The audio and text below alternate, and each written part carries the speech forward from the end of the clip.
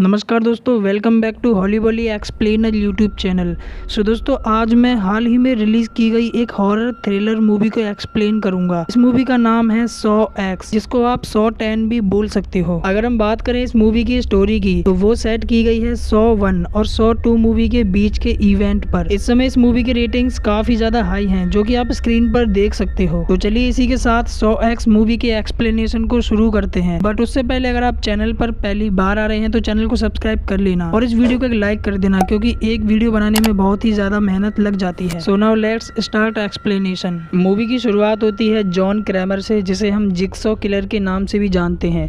हमें दिखाया जाता है कि हॉस्पिटल में जॉन अपने ब्रेन का सीटी स्कैन करा रहा होता है और यहाँ पर जॉन को पता चलता है कि उसे ब्रेन कैंसर है, वो भी लास्ट स्टेज पर। यानी कि अब जॉन के पास उसकी जिंदगी के कुछ ही महीने बचे हैं। यहाँ से जॉन जाता है कैंसर सपोर्ट ग्रुप को ज्वाइन करने के लिए, जहाँ पर उसके जैसे बहुत सारे कैंसर पेशेंट्स होते हैं। यहाँ पर जॉन की मुलाकात हेनरी नाम के एक पेशेंट से होती है। दरअसल हेनरी भी अपनी लाइफ से पूरी तरह से दुखी हो चुका है, क्योंकि उसे भी लास्ट स्टेज का कैंसर है। इसके बाद जब जॉन वहाँ से जा रहा होता है तो जॉन एक लड़के को देखता है जो कि पेशेंट का कीमती सामान चुरा रहा होता है। और इसके अगले सीन में हम उस लड़के को एक ट्रैप में फंसा हुआ देखते हैं। जॉन उस लड़के से अपनी आइकनिक लाइन बोलता है कि I want to play a game. अब क्योंकि ये लड़का पेशेंट का कीमती सामान चुरा रहा था, इसीलिए जॉन ने उसे एक ऐसी ट्रैप में फंसा दिया कि अगर वो समय रहते इस ट्रैप से निकल जाए तो उसकी जान बच जाएगी, वरना उसकी मौत पक्की है। उस लड़के की दोनों आंखों पर वैक्यूम पाइप लगे हुए थे और यहाँ पर ट्रैप का टाइमर स्टार्ट कर दिया जाता है, लेकिन वो लड़का समय रहते ट्रैप से बाहर नहीं निकल पाता और उसकी दोनों आंखें वैक्यूम पाइप के जरिए बाहर निकल जाती हैं। लेकिन तभी हम देखते हैं कि ये जॉन की सिर्फ एक इमेजिनेशन थी।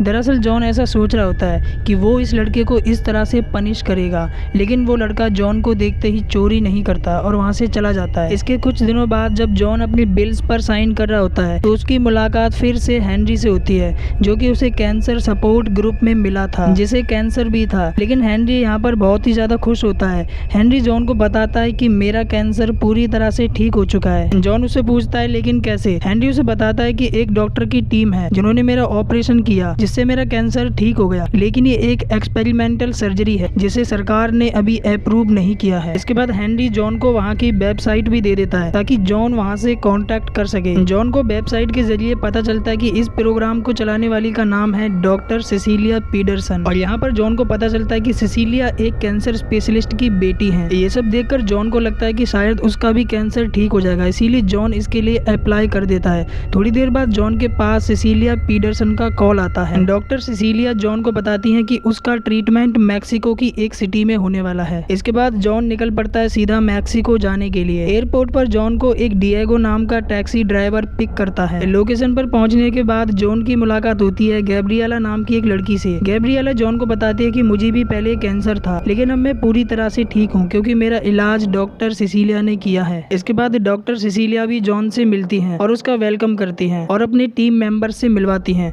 जिनमें होते हैं डॉक्टर मैटियो, एक नर्स जिसका नाम वेलेंटीना होता है और यहाँ पर एक सर्जन होते हैं जिनका नाम कॉर्टेज होता है और सर्जन कॉर्टेज ही जॉन का ऑपरेशन करेंगे। यहाँ पर जॉन को एक पेशेंट मिलता है जिसका नाम पार्कर होता है। पार्कर का इलाज भी यहीं पर हुआ था। यहाँ पर जॉन की सर्जरी अगले दिन होने वाली थी, इसीलिए जॉन रात में वहीं पर ही रुक जाता है। रात को जब जॉन सो रहा होता है तो अचानक से उसकी आंख खुल जाती है। दरअसल उसे बाहर से कुछ आवाज आ रही होती है। जॉन देखता है कि बाहर एक कार्लोस नाम का लड़का अपनी साइकिल को रिपेयर कर रहा होता है। इसमें जॉन उसकी मदद करता है, जिससे उन दोनों में एक दोस्ती हो जाती है। और इसके बाद अगले दिन हमें दिखाया जाता है कि जॉन की सर्जरी होना शुरू हो जाती है। यहाँ पर जो सर्जन कॉर्टेज होते हैं वो जॉन की सर्जरी करना शुरू कर देते हैं और जॉन अपनी सर्जरी को होते हुए एक मॉनिटर स्क्रीन पर भी देख पा रहा था। इसके बाद अचानक से जॉन जो होता है यहाँ पर बेहोश हो जाता है। इसके बाद जब जॉन को होश आता है तो उसके सामने डॉक्टर सिसिलिया होती हैं, जो कि उसे कांग्रेचुलेट करती हैं कि उसका ऑपरेशन सक्सेसफुली कर दिया गया है। और साथ ही डॉक्टर सिसिलिया जॉन को उसकी रिपोर्ट्स भी दिखाती हैं, जो कि बिल्कुल नॉर्मल आ रखी थी, यानी कि जॉन का कैंसर अब पूरी तरह से ठीक हो चुका है। अब जॉन यहाँ पर बहुत ही ज्यादा खुश रहने लगता है क्योंकि उसे नई जिंदगी मिल गई थी। जॉन सिसिलिया की दी हुई मेडिसिन को भी टाइम से ले रहा था। एक दिन जॉन अपने नई ट्रैप्स को डिजाइन कर रहा होता है, लेकिन तभी जॉन के मन में अचानक से कुछ आता है और वो अपने नई ट्रैप्स की डिजाइन को फाड़ कर डस्टबिन में फेंक देता है। और जॉन ने ऐसा इसीलिए किया क्योंकि जॉन अपनी नई जिंदगी को नई तरीके से जीना चाहता है। यानी कि जॉन ने जो कुछ भी अपने पास्ट में किया था वो उन सबको भुला देना चाहता है। वो जॉन बनकर जीना चाहता है, ना कि जिक्सॉ बनकर। इसके बाद दिखाया जाता है कि एक दिन जॉन डॉक्टर सिसिलिया को वाइन गिफ्ट करने के लिए लोकेशन पर वापस जाता है, लेकिन जब जॉन जॉन लोकेशन पर पहुंचता है तो वहां पहुंचकर वो पूरी तरह से हैरान हो जाता है। जॉन देखता है कि वो जगह पूरी तरह से खाली पड़ी हुई थी, वहां पर कोई भी नहीं था। जॉन को ये थोड़ा अजीब लगता है और जब जॉन मॉनिटर पर उस वीडियो को देखता है जो वीडियो उसे सर्जरी के समय दिखाई गई थी, तो जॉन को पता चलता है कि वो उसकी सर्जरी की वीडियो थी ही नहीं। और जब जॉन अपने सर के ऊपर से पट्टी खोलकर देखता है तो जॉन पूरी तरह से हैरान हो जाता है। वो देखता है कि उसका ऑपरेशन हुआ ही नहीं था, यानी कि ये पूरा का पूरा एक स्कैम था जो कि सिसिलिया और बाकी सब ने मिलकर जॉन के साथ किया। और ना जाने जॉन से पहले उन्होंने कितनों के साथ ये स्कैम करके उन्हें लूटा होगा। ये जानकर जॉन को बहुत ज्यादा गुस्सा आ जाता है और अब यहाँ से हम जॉन को जिक्सो बुलाएंगे। वहीं सीन शिफ्ट होता है डिएगो की तरफ, जहाँ हमें दिखाया जाता है कि डिएगो को कोई बेहोश करके किडनैप कर लेता है और जब उसे होश आता है तो वो खुद को एक ट्रैप में फंसा हुआ पाता है। डिएगो के दोनों हाथों पर बॉम्ब फिट किए गए थे और डिएगो के सामने तभी जॉन यानी जिक्सो आ जाता है और यहाँ पर हमें पता चलता है कि डिएगो भी सिसिलिया के साथ मिला हुआ था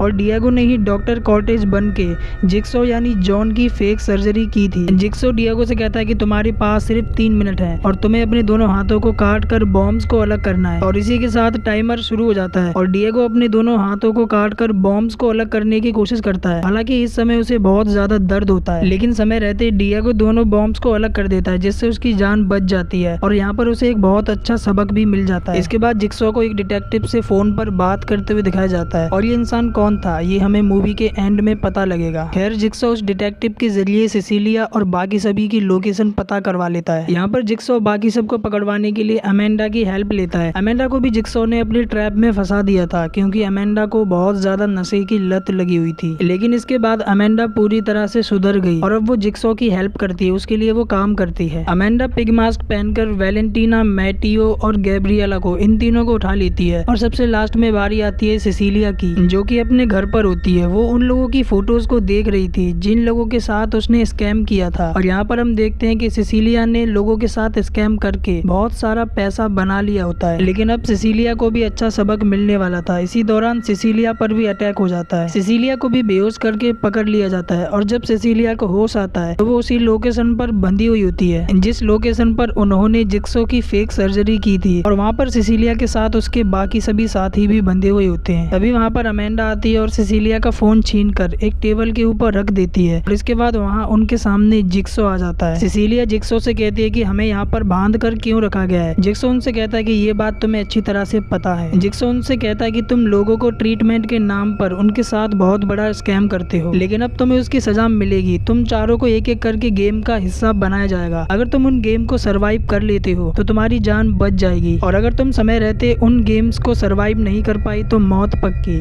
और यहाँ पर सबसे पहले बारी आती है फेक नर्स यानी वैलेंटीना की। वैलेंटीना एक ऐसे ट्रैप में फंसी हुई होती है जहाँ उसकी गर्दन के सामने एक चेनसो लगी हुई होती है। वैलेंटीना का टाइम यहाँ पर शुरू कर दिया जाता है, लेकिन वो टाइम रहते ट्रैप से बाहर नहीं निकल पाती और वो चेनसो वैलेंटीना के सर को धड़ से अलग कर देती है। ये देखकर बाकी सभी के होश पूरी तरह से उड़ जाते हैं। इसी दौरान सिसिलिया देखती है कि टेबल पर रखा हुआ उसका फोन रिंग हो रहा था, लेकिन वो टेबल तक नहीं पहुंच पाती। तो सिसिलिया वैलेंटीना के पेट को काटकर उसके इंटेस्टाइन्स को एज अ रस्सी की तरह यूज करती है, जिससे वो टेबल को अपनी तरफ खींचकर फोन ले लेती है। सिसिलिया किसी को फोन करके उससे हेल्प मांगने लगती है और उससे बोलती है कि हम लोगों को पकड़ लिया गया है, लेकिन सिसिलिया और कुछ बता पाती उससे पहले अमेंडा उसे जख्मी करके उससे फोन छीन लेती है। सिसिलिया जिक्सो से कहती है कि वो उसे छोड़ दे क्योंकि वो इसका कैंसर का इलाज करा देगी, लेकिन जिक्सो अब उसकी एक भी नहीं सुनने वाला। इसी दौरान अमेंडा सीसीटीवी पर किसी को लोकेशन पर आता हुआ देखती है और वो पार्कर होता है। अमेंडा पार्कर को मारकर बेहोश कर देती है। होश आने पर पार्कर जिक्सो को बताता है कि ये लोग धोखेबाज हैं, इन्होंने मेरे साथ भी धोखा किया है और मैं यहाँ पर अपना पैसा वापस लेने के लिए आया हूँ। जिक्सो पार्कर से कहता है कि तुम्हें तुम्हारा पैसा वापस मिल जाएगा और इतना बोलकर जिक्सो पार्कर को सीसीटीवी में बाकी सभी लोगों को कैद दिखाता है और बोलता है कि इन लोगों को इनकी सजा मिल रही है। इसके बाद जिक्सो अपना अगला ट्रैप रेडी करता है जो कि होने वाला था फेक डॉक्टर मैटियो के लिए। मैटियो को एक ट्रैप के अंदर डाला जाता है जिसका नाम था ब्रेन सर्जरी ट्रैप और इसके बाद बिली एक ट्रे में सर्जरी का सामान और एक टेप रिकॉर्डिंग लेकर मैटियो के पास आता है। टेप के जरिए मैटियो को पता चलता है कि उसे अपनी ब्रेन की सर्जरी करनी है, यानी कि उसे अपनी ब्रेन का एक हिस्सा काट कर सामने रखी हुई एक बाउल में डालना है और अगर मैटियो टाइम रहते ऐसा कर पाया तो उसकी जान शायद बच जाएगी। टाइमर शुरू होते ही मैटियो अपने ब्रेन के हिस्से को काटना शुरू कर देता है। इस दौरान उसे बहुत ज्यादा दर्द होता है, लेकिन किसी तरह वो अपने ब्रेन के एक छोटे से हिस्से को काट कर सामने रखी हुई बाउल में डाल देता है। लेकिन तब तक टाइम ओवर हो चुका था और तभी मैटियो के फेस पर एक हीटिंग मास्क बंद हो जाता है, जिससे मैटियो का फेस बुरी तरह से जल जाता है और उसकी मौके पर ही मौत हो जाती है। इसके बाद गैब्रिएला को भी ट्रैप में चेन कर दिया जाता है। गैब्रिएला को जंजीरों से लटका दिया गया था। जिक्सो गैब्रिएला से बोलता है कि अगर तुम्हें अपनी जान बचानी है तो तुम्हें अपना एक हाथ और अपना एक पैर तोड़ना पड़ेगा, नहीं तो खतरनाक रेडिएशन से जलकर तुम्हारी मौत हो जाएगी। और इसके बाद गैब्रिएला के ऊपर रेडिएशन पड़ना शुरू हो जाती है, जिससे गैब्रिएला को बहुत ज्यादा तकलीफ होती है।